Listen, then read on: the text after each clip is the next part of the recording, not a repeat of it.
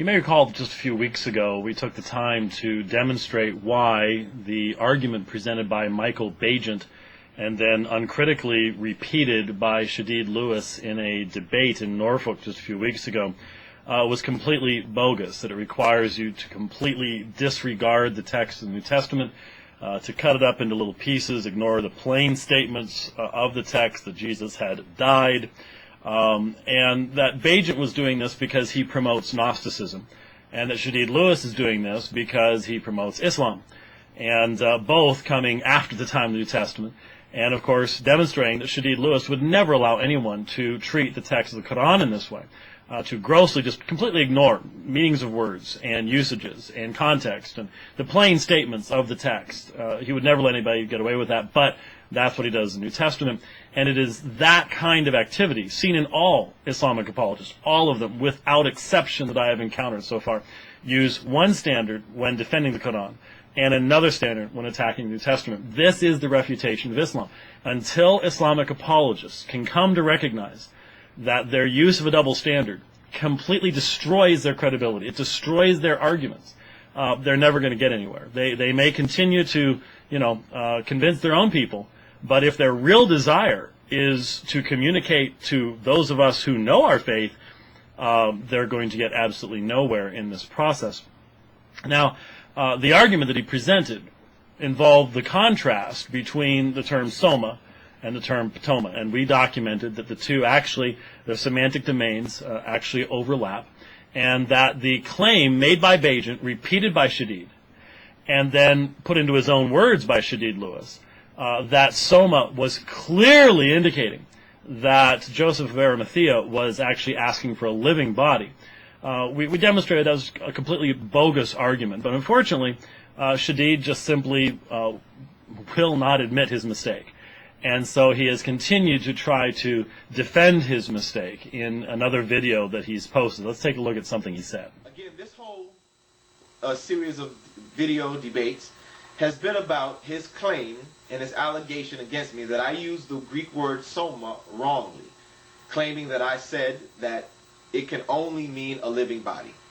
Here's where he says that in the comment section, and he also tried to accuse me of that during the intermission of the debate, that I used soma only for a living body, and that is incorrect.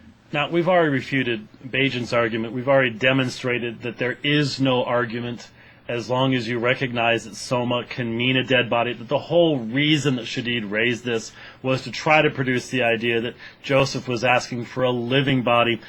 We've already documented all this. There's no reason to go back over it. I think any rational person already knows what the facts are.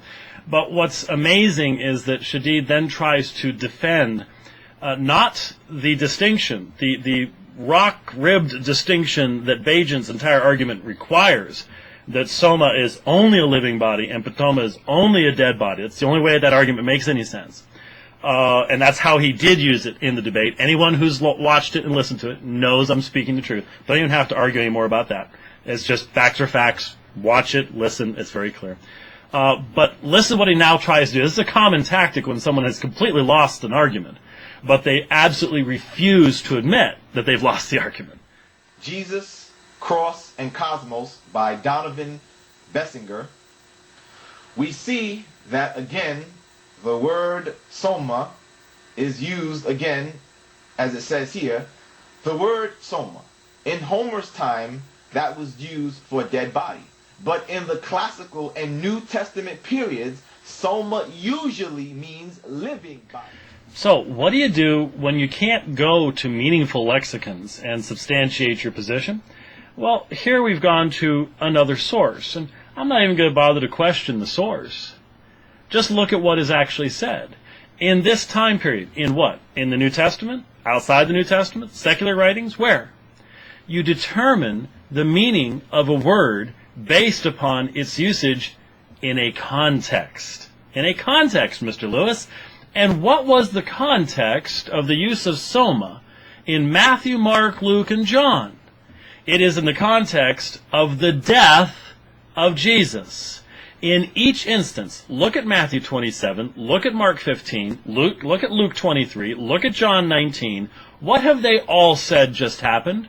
That Jesus swooned on the cross? No, they've all said the same thing, that Jesus gave up his spirit, he breathed his last, the centurion had just documented to Pilate that he had died, etc., etc. And so, to define a word without looking at its immediate context, which in this context is all about the death of Jesus, is to once again demonstrate that you do not have the beginnings of a meaningful scholarly argument. You simply refuse to accept the facts that are before you. And why? Because your religion tells you to. Your religion is ahistorical. Your religion contains one citation, one verse that has spawned all sorts of interpretations. It is not mubinun. It is not clear in its meaning at all. I, of course, refer to Surah 4:157. There's all sorts of different interpretations to it.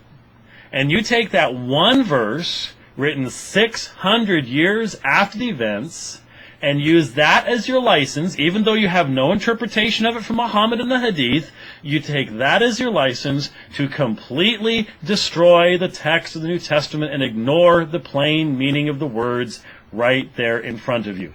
That's another reason why this kind of Islam is repelling to anyone who wants to have a meaningful, truthful argument in substantiation of their faith. You'd have me if Swma only meant the dead body. Then I would say, you know what, I was wrong. Hey, Swma only means dead body. But it seems that's the argument you're trying to present. That Swma really more so means a dead body. Obviously, the only argument I've made is that Swma's semantic domain includes both living body and dead body. And that because it does, Baigent's argument collapses, because Baigent's argument, presented by Shadid Lewis uncritically in the debate, requires that the two words have no overlapping syntactical area. That's the fact. Anyone can see this. Mr. Lewis, you just need to admit you blew it. And now, by trying to defend it, you're only making yourself look worse and worse. This is the kind of stuff that I've tried to explain to you, completely destroys your credibility, and makes people go, why is he arguing like this? Why won't he actually deal with the facts?